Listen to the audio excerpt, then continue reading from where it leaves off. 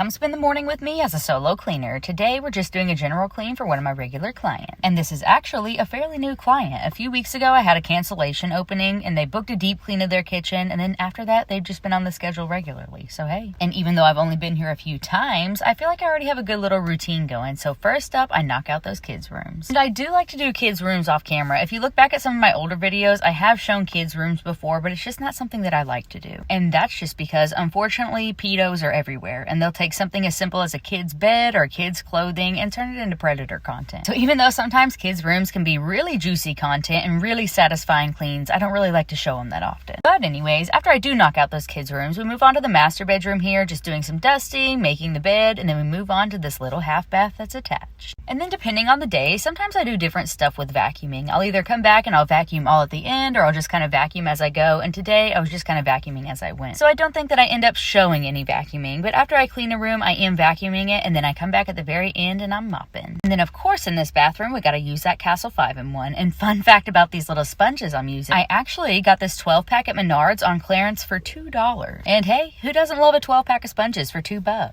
And then while I'm doing this, I do have that toilet bowl cleaner sitting on the toilet and the disinfectant just to give it time to actually disinfect before I go back and wipe it off. So moving over to the toilet area, I'm just doing a little bit of dusting, and then I move on down to that toilet, starting with that bowl. And I always have my husband watch my videos, and sometimes he'll ask, why do you do the toilet bowl before you do the rest of the toilet? And that's just because sometimes if I do the rest of the toilet first and then I go back and do the toilet bowl, I end up splashing on the rest of the toilet and I have to wipe it down again anyway. So for me, I just find it easiest to do the inside of the bowl first and then wipe down the rest of the toilet from top to bottom. And now that that little half bath is done, we move on to this full bath, just scrubbing down this tile. And if you saw my post on Facebook a while back, me and these blue tiles have a love-hate relationship. I don't know what it is about them, but they're either super satisfying to clean or they are super stubborn. But luckily, these are some ones that I love. They're always pretty satisfying to clean, so we love that. And then total cleaner fail. I left the lights on while I was doing this mirror, and the heat from the bulbs did leave some streaking behind, if you see that up top.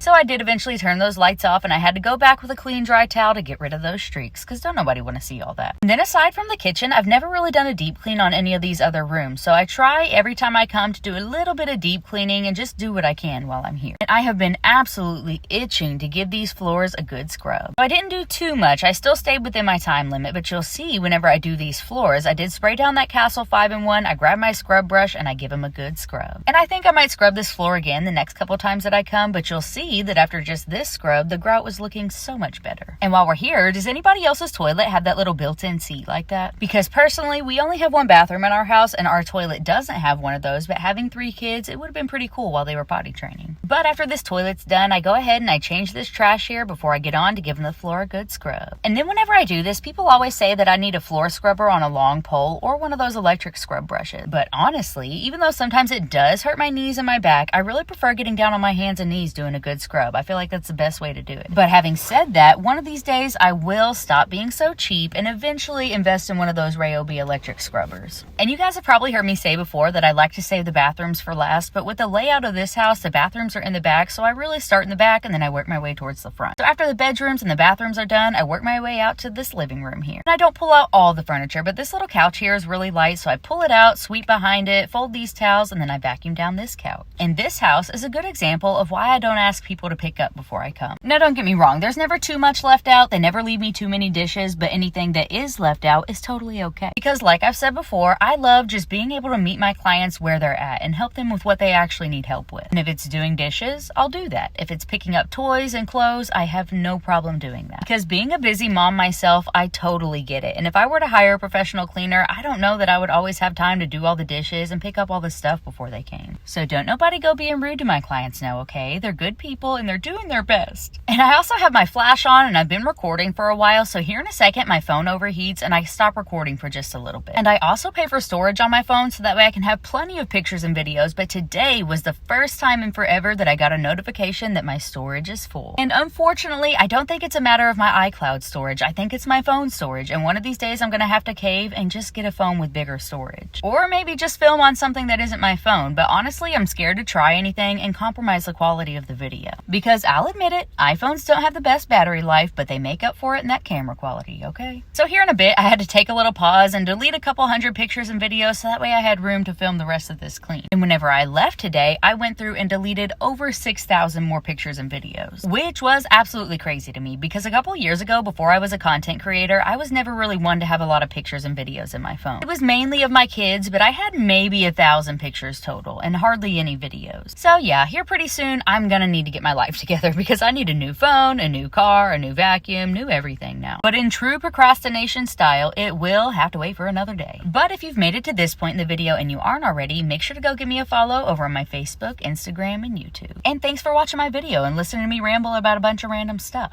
See you guys next time. Love you. Bye.